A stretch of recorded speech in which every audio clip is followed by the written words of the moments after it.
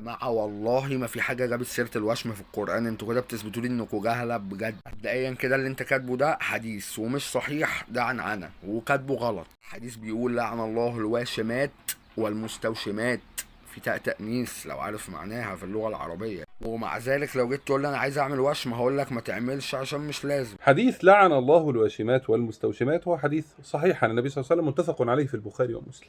ولما النبي صلى الله عليه وسلم يقول لعن الله أي طردوا من رحمة الله. طب اشمعنى واشمات ومستوشمات؟ اشمعنى بتاء التأنيث؟ تاء التأنيث هنا عشان الفعل ده فعل فيه طلب للزينة. النبي صلى الله عليه وسلم قال أن العلة أنهن مغيرات لخلق الله، بتغير خلق الله عشان عايزة زينة. فعشان كده الفئة المنتشر ما بينها السيدات، ليه؟ لأن هم اللي عايزين زينة. فبالتالي يلي مش بتاع زينة يا راجل يا ابو شنبات ودقن، انت مش المفروض بتاع زينه والكلام ده، فالامر في حقك انت اضل واشد. يا جماعه هذا الذنب ذنب عظيم، النبي صلى الله عليه وسلم قال فيه طرد من رحمه الله عز وجل.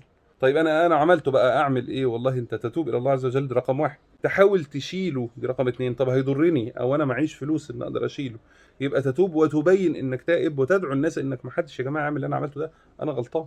ويا اخواتي من وقع في ذنب ما تكبرش، قول انه ذنب حتى لو انت مستمر عليه، واطلب من ربنا سبحانه وتعالى انه يتوب عليك، عسى ان ربنا سبحانه وتعالى يوفقك لتوبة ويغفر لك ويعفو عنك.